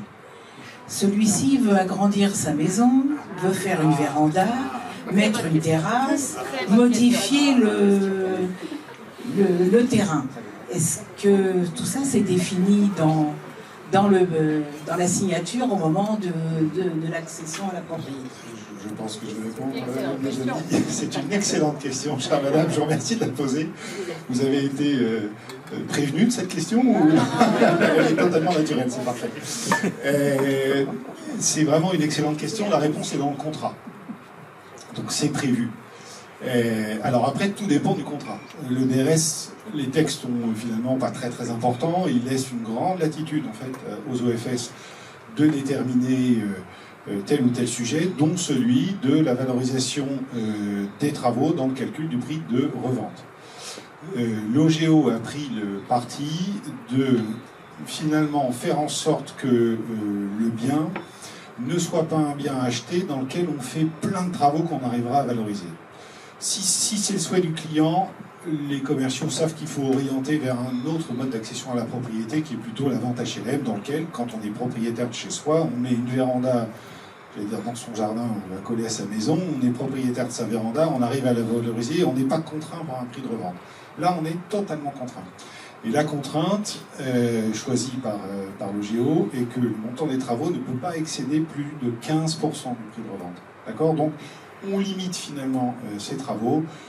On dit aux clients qu'il suffit d'être assez raisonnable, que les travaux, ils le font pour leur plaisir personnel, bien sûr, qu'ils pourraient le revaloriser, mais dans une certaine mesure. Après, il y a d'autres méthodes de calcul où la valeur des travaux se déprécie de 10% par an. Donc, voilà. Donc le client qui achète une maison, qui me dit qui dit aux commerciaux je veux doubler la surface de ma maison, on lui dit que c'est pas le bon produit à acheter, qu'il faut qu'il s'oriente vers autre chose. Est-ce qu'on a répondu à votre question, madame? Parfait, merci. Est-ce qu'il y a des représentants de collectivités dans la salle qui voudraient aussi témoigner, prendre la parole?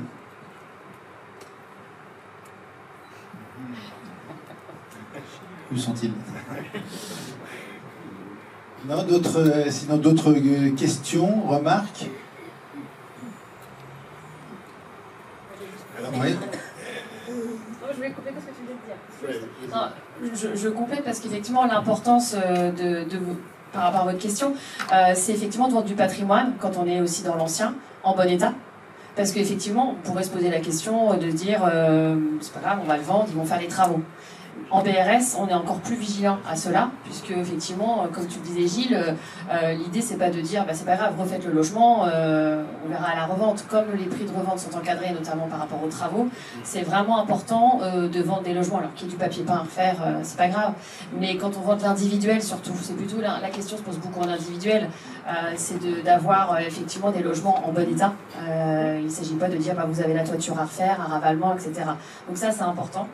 Et puis, ce qu'on a prévu dans les actes, c'est de se dire, parce que j'en ai échangé, je ne sais plus avec qui, mais j'en ai échangé sur le temps du déjeuner avec la commune de Villers-sur-Mer, je crois que c'est avec vous, mesdames, où j'ai effectivement, on a précisé ça en disant, mais c'est important commercialement que les gens disent, moi j'ai envie de changer la clôture, j'ai envie de planter, j'ai envie de faire ça, j'ai envie de mettre un abri de jardin. On n'a pas voulu que ça soit restrictif. On parle de droit d'accession, on veut que les gens se sentent chez eux. Donc ce qu'on a prévu, c'est de dire, tant que vous avez l'accord de la commune, que vous respectez le PLU, etc., on suivra. Donc même si quelqu'un nous dit je vais faire une petite véranda, sans faire la véranda 40 000 €, mais je vais faire un petit voilà. L'idée c'est de se dire, en un, c'est écrit dans l'acte, en un, c'est aller voir le PLU de votre commune, regarder les règles d'urbanisme, etc., déposer un permis de construire, etc. Si vous avez l'accord, vous venez nous voir, parce qu'effectivement on doit aussi donner notre accord. Et voilà, donc on ne s'est pas voulu restrictif, ça a été aussi, Mathias l'a évoqué ce matin, que le BRS est... On a cette chance, c'est qu'on peut y mettre un peu toutes les règles du jeu que l'on veut. Et donc on a vraiment voulu que les gens se sentent...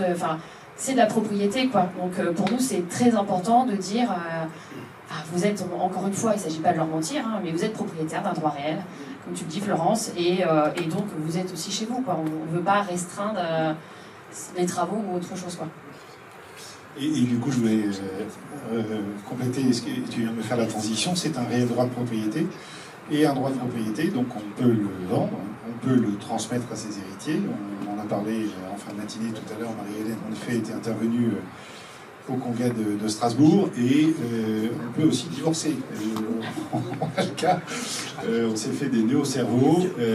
Voilà, c'est vraiment un droit qui fait partie du patrimoine et qui... à l'image d'un droit de propriété sur un bien immobilier, se transmet aux héritiers en cas de décès, on a le cas aussi, et peut être attribué à l'un ou l'autre des époux en cas de divorce. Alors se pose la question de l'agrément. On a décidé que nous, on ne demanderait pas l'agrément. Ah, merci. J'attendais votre réaction. Ça veut dire que c'est pas une étude juridique. C'est une réponse... alors, c'est au contraire une réponse très juridique, voilà. Parce que le partage a un effet déclaratif et pas un effet translatif. Et je m'appuie sur le même argument. Mais il est vachement bien. On est d'accord, super. Donc ça valorise notre... en fait, j'ai un peu fait exprès d'aborder le sujet pour avoir votre réponse, donc c'est parfait. Moi, j'ai demandé une étude juridique pour m'appuyer, parce qu'effectivement, j'ai besoin de signatures pour écrire une doctrine en la matière, mais c'était aussi mon interprétation et la première discussion que j'ai eue avec Maître Lièvre, qui est un notaire qui travaille beaucoup avec nous sur ce sujet-là à Paris. Et effectivement, le partage, lors du divorce, en fait, c'est comme si les biens avaient toujours, depuis l'origine du mariage, appartenu à l'une des parties. Donc, normalement, il n'y a pas de raison de réévaluer les ressources. Et pour nous, en fait, moi, c'est pas une position juridique que je prends en la matière, c'est de me dire, si jamais l'analyse des textes aujourd'hui devait dire l'inverse, il faudrait peut-être modifier les textes. Parce qu'on est sur les cas de familles qui sont dans des cas de séparation, on est souvent sur des difficultés familiales, des cas assez malheureux. Si en plus on a un sujet qui est la perte du logement, si jamais on se divorce, on risque d'entretenir des familles dans des situations difficiles. Au contraire, il faut tout faire pour que cette séparation puisse se passer de la meilleure des façons possibles pour l'ensemble de la famille. Donc pour nous, c'est un enjeu que sur ce point-là aussi, le BRS réponde présent. On a une lecture juridique du coup commune, et j'en suis ravie, qui dit que c'est déjà le cas. Et puis voilà, on l'a dit, c'est un dispositif vivant, on le construira, et on le construira avec les habitants et avec les opérateurs pour qu'il reste de toute manière ouvert et qu'il réponde bien aux enjeux sociétaux en la matière. Alors comptez sur nous pour prêcher la bonne parole, parce que vraiment je suis absolument convaincu par ce discours. Maître de Relus. Juste puisqu'on vous a sous la main, j'élargis un peu le champ en matière de succession et de partage successoral avec l'attribution du bien à un enfant qui n'était donc pas au départ, on a quand même le même effet déclaratif, mais qui n'était pas dans le... Et donc là, par contre, on est bien d'accord, on a besoin d'agrément. Oui. On est d'accord. Bien qu'il y en ait l'effet déclaratif. Mais là, c'est le partage entre toi et les gens. Merci. moi, je voulais juste compléter tout à l'heure dans les modes opératoires et les fonctionnements avec les collectivités. J'ai oublié quelque chose qui peut avoir une importance assez forte. Ça peut être également des partenariats avec l'EPF. Et comme je sais qu'ils sont là, c'est pas pour la mettre en difficulté du tout, mais c'est effectivement en plus pour développer du BRS. Si on peut se retrouver dans une situation où on a d'une manière ou d'une autre, soit un portage historique de l'EPF, soit un portage sollicité par la commune au moment du développement du projet, ça ouvre droit aussi pour le bailleur à un dispositif d'abaissement de charges foncières qui peut permettre à nouveau d'être sur une forme d'équilibre et de prix de vente encore plus cohérent et maîtrisé par rapport à l'objectif. Donc c'est vrai qu'on parlait tout à l'heure de plusieurs opérations sur la métropole de Rouen. On en a une sur Desvilles-et-Rouen qui est mixte et sur laquelle on avait une opération avec du LLI en collectif et de la maison en BRS, donc qui va partir en consultation pour nous cette année, mais pour laquelle on a atteint la pré-commercialisation. Et donc on avait un accompagnement de l'EPF en abaissement de charges foncières qui a aidé aussi dans le modèle à permettre finalement cette péréquation, ce bon équilibre. Donc c'est vrai que c'est aussi un outil, parfois les communes n'y pensent pas, mais il y a parfois du foncier déjà disponible à travers du portage EPF qui peut être mobilisé aussi dans ce cadre. Je ne sais pas si, je ne veux pas vous mettre mal à l'aise, je ne sais pas si Fabien Rancel ou Marine Berthe veulent compléter sur le BRS, mais ils sont avec nous, je me dis, c'est l'occasion. Désolée. Bonjour à tous, donc Fabien Rancel, je suis directeur d'anticipation et de développement à l'EPF Normandie. Alors, effectivement, on a accompagné l'OGEO et la commune de Desvilles-et-Rouen sur un projet d'opération mixte BRS. Donc c'est un dispositif d'abaissement de charges foncières qui a pour objet d'accompagner les bailleurs sociaux essentiellement pour la production d'opérations de logements aidés et tout logement qui rentre dans le cadre de l'article 55 de la loi SCE, et en l'occurrence le BRS y participe. Donc c'est un dispositif qui, sur la base d'analyse des bilans prévisionnels de ces opérations, on peut abaisser la charge foncière et accompagner et rendre économiquement viable une opération. Donc c'est ce que nous avons réalisé sur cette opération à Desvilles. Donc c'est un dispositif, j'en profite, c'est un dispositif qui est cofinancé par la région, par l'EPF et la collectivité. Donc c'est un dispositif encadré dans le cadre d'une convention de partenariat avec la région Normandie pour accompagner ce type de projet. Comme j'ai le micro, je me permets de poser une question. En plus, concernant l'OFS, peut-être que je me trompe parce que je ne suis pas spécialiste sur le BRS, c'est pour ça que je suis là aujourd'hui d'ailleurs.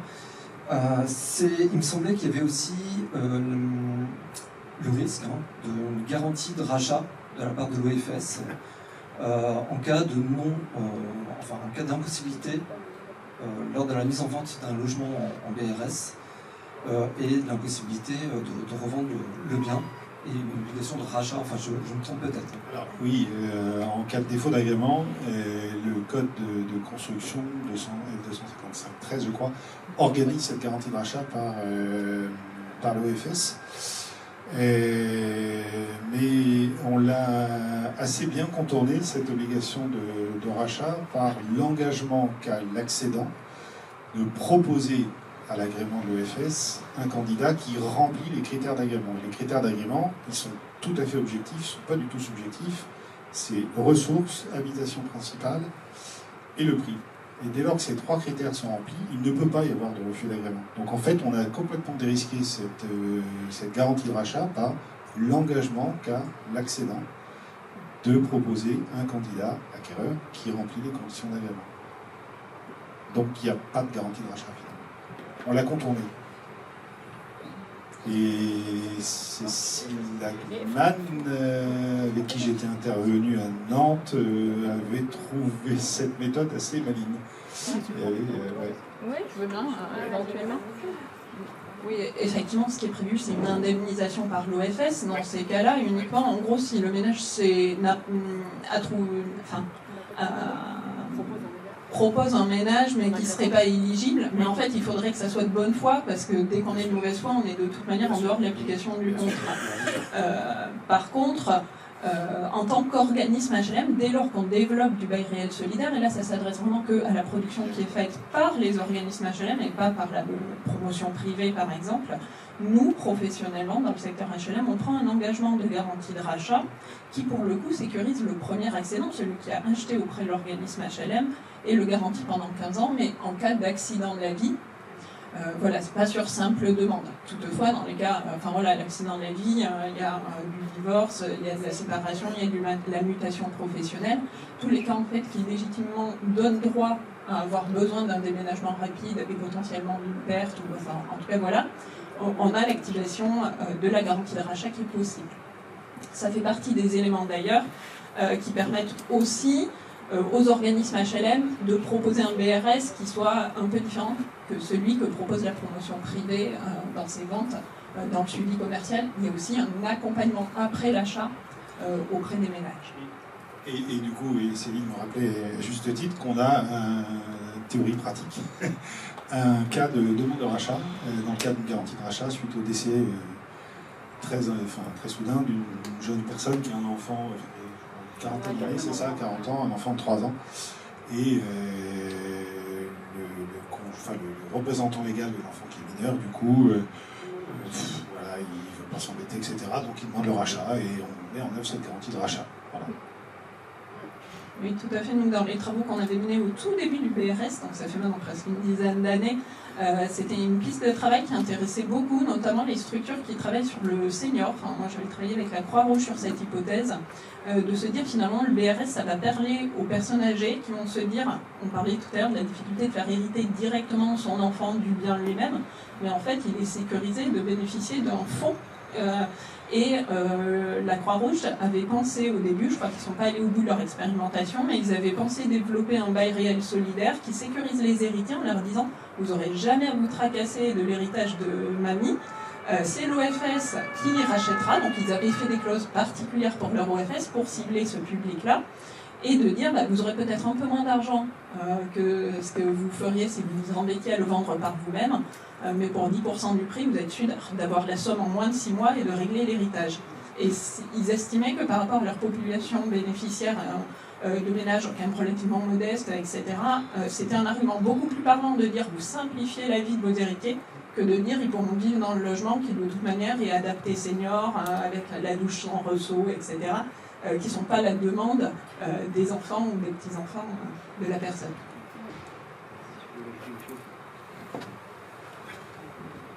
Juste pour rappeler qu'il faut faire attention sur cette question-là, parce qu'il y a autant de clauses que d'OFS. Donc là, on parle que des clauses de l'OGO, mais moi, j'ai pas du tout les mêmes. Donc, c'est ce dont on se rend compte à chaque congrès. Voilà, après, c'est ça. Enfin, après, vous l'avez très bien dit, il y a des choses qui sont spécifiques pour les bailleurs sociaux. Moi, je ne suis pas bailleur social, donc en fait, il y a des clauses qui sont très différentes. J'ai pas de garantie accident de la vie, par exemple. Pas de garantie de rachat. Pour tout ça, j'ai pas de garantie de rachat. Donc, en fait, nous, la question qui s'est posée sur la garantie de rachat, c'est de les limiter au maximum.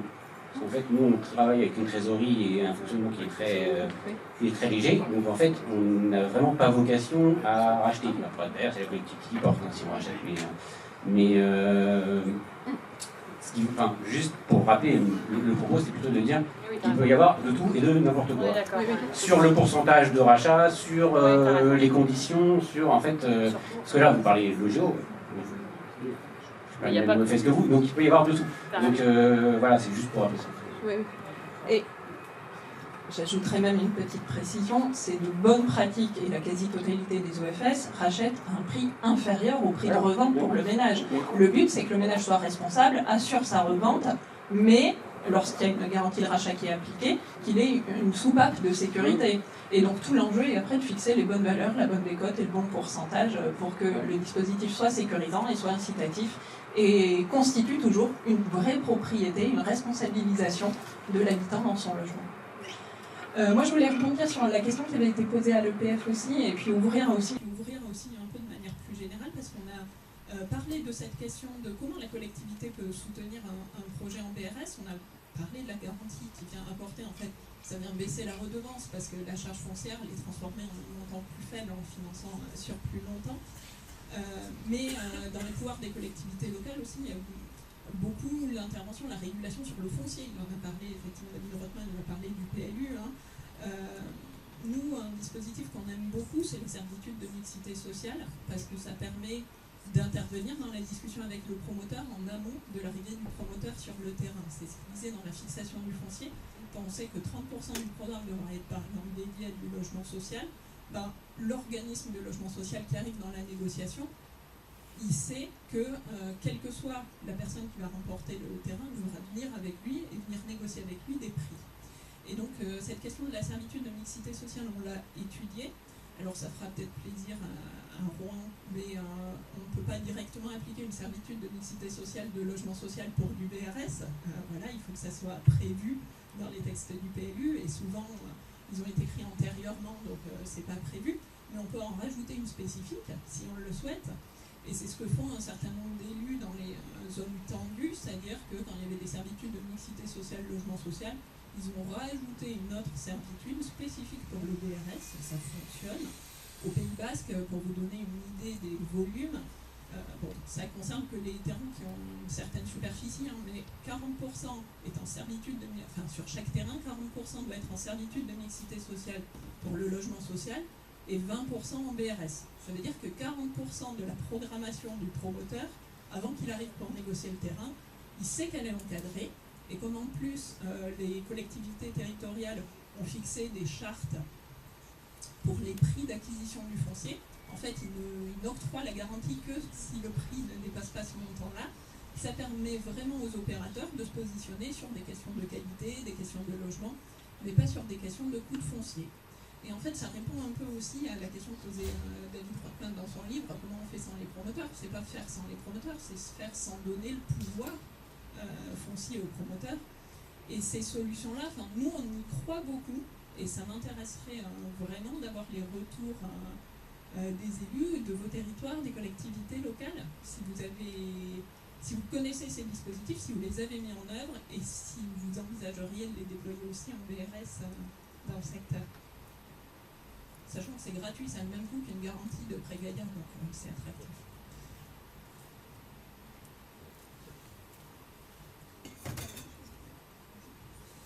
Oui, de nouveau, Guillaume, effectivement, c'est une notion qui a été mise en place pour toujours ce projet du foyer Stéphanie avec une trentaine de logements en BRS. On est commune SRU, on pas mal encore de logements sociaux. Le BRS intégrant cette catégorie de logement social au décompte à un inventaire SRU. La commune de Loyaume, pour tout projet de plus de 5 logements, doit intégrer 40% de logements social classiques. Et donc pour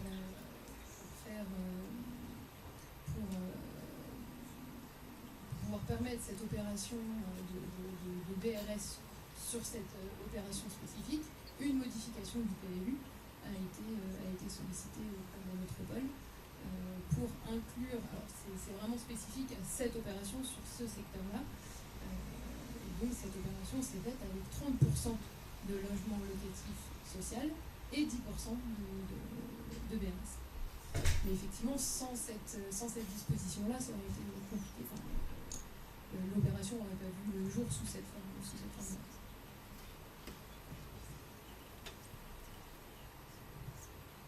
Merci. On n'est pas loin de 16h. Peut-être avant de nous quitter, je vous propose à tous les trois de dire un petit mot conclusif sur cette séquence. S'il y a quelque chose à retenir, qui illustre les propos de la journée, ou en tout cas de cet après-midi, pour ceux qui n'étaient pas forcément là. Je vous laisse la parole, peut-être maître, à vous commencer. Alors, propos sur la journée, c'est difficile parce que je suis enfin, une petite contrainte, je suis arrivé un peu plus tard. Non, je pense qu'il faut retenir qu'il faut démystifier en fait le sujet du BRS sur le plan pratique. C'est un droit de propriété qui est vendu en gros par un vendeur, un acquéreur, moyennant un prix qui peut être financé par une banque et qui permet d'être propriétaire d'un bien, qui permet aussi l'amortissement d'un capital et ce faisant crée un enrichissement dans le patrimoine de celui qui est propriétaire. Bon, voilà.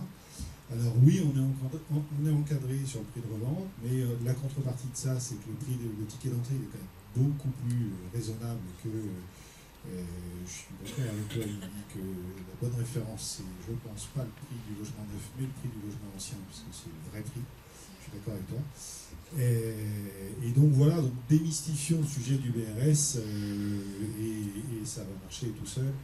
Et Benoît Père, c'est ça, qui était là ce matin, Renaud Père, excusez-moi, va nous dire à Ivry que les logements programmés en BRS pour 2026 seront largement augmentés et augmenteront encore. Merci. Oumar, je vous laisse la parole. Peut-être juste avant de rebondir sur votre intervention, Madame Raté, et vous-même sur le sujet du foncier et le rôle des collectivités. J'avais volontairement pas évoqué un autre gaillard, pas BRS, mais un gaillard qu'on appelle court terme ou long terme, qui est destiné aux collectivités locales, financiers. Ça peut aller jusqu'à 60 ans, tout comme ça peut aller, c'est jusqu'à, donc on peut se limiter à 15 ans, 20 ans, 40 ans au choix. Quand on est sur 15 ans, on permet à la collectivité, là on se place, c'est pas l'OFS qui emprunte, ce serait la collectivité qui pourrait avoir la possibilité d'un remboursement in fine. Donc en gros, c'est un outil de portage foncier pour le service de la collectivité. Et finalement, une question de maîtrise du foncier, une forme de sécurisation pour un peu derrière faire de la mixité si la collectivité le veut. Et donc, qui permettrait, pour revenir sur le BRS, qui permettrait au moment venu à la collectivité de revendre le terrain à un OFS qui pourrait y ériger des opérations assez intéressantes dans des conditions financières. Donc si c'est sur 15 ans, bien sûr, quand on achète à l'instant T, la valeur en T plus 15 ne serait pas les mêmes. Et pour autant, le financement qu'on a mis en place n'est remboursé qu'au bout de 14 ans. Dans les mêmes conditions de taux, donc c'est vraiment quelque chose qui pourrait aussi permettre le développement de BRS, mais globalement de l'offre de logement locatif social. La seule condition, c'est bien sûr que le foncier soit utilisé dans la production, dans les limites des quotas SRU, donc les fameux pourcentages de logements sociaux à construire. Voilà. Les BRS, pour revenir là-dessus, ça fonctionne bien. Vous avez, en tout cas en Normandie, on voit bien la dynamique apportée, c'est vrai aujourd'hui, par un bailleur, mais d'autres aussi qui nous sont. On sait qu'il y a quelques opérations, encore l'opération de Bois-Guillon par exemple, on a été rapproché parce qu'il y a des sujets de justement de séparation entre la partie BRS et la partie non BRS dans cette opération. Et donc, il y a des questions de fond qui se posent sur la ventilation de l'assiette de financement en prêt, tout ça. Donc, on accompagne les bailleurs là-dessus. Donc, on voit bien la dynamique en Normandie. On est très heureux d'accompagner en tout cas cette dynamique parce que, encore une fois, ça répond un peu à notre priorité qui est de permettre de contribuer à la cohésion sociale territoriale, donc permettre à tous, via nos modestes façons de financer les opérations, de permettre à tous d'accéder à la propriété.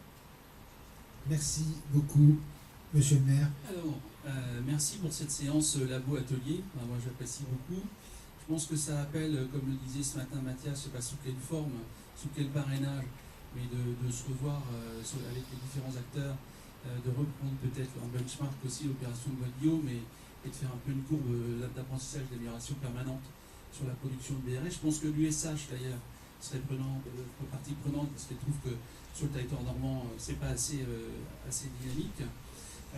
Deuxièmement, j'aimerais récupérer le film de mon habitante parce que du coup il est top, donc j'aimerais bien le diffuser avec son accord, j'irai la voir.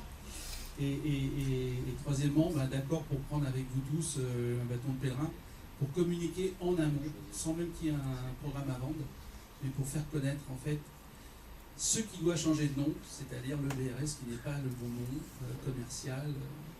Voilà, donc je vous laisse, je vous confie cette mission. Quel nom on pourrait trouver pour vraiment accrocher? Deal. Deal. Deal. Merci à tous les trois. Merci à l'équipe et à l'équipe encore une fois d'avoir tenu bon. Le sujet était quand même costaud et on a tenu bon, on a tenu les délais. On est vendredi, c'est bientôt le week-end. Je vous souhaite excellent et à très bientôt. Au revoir, merci.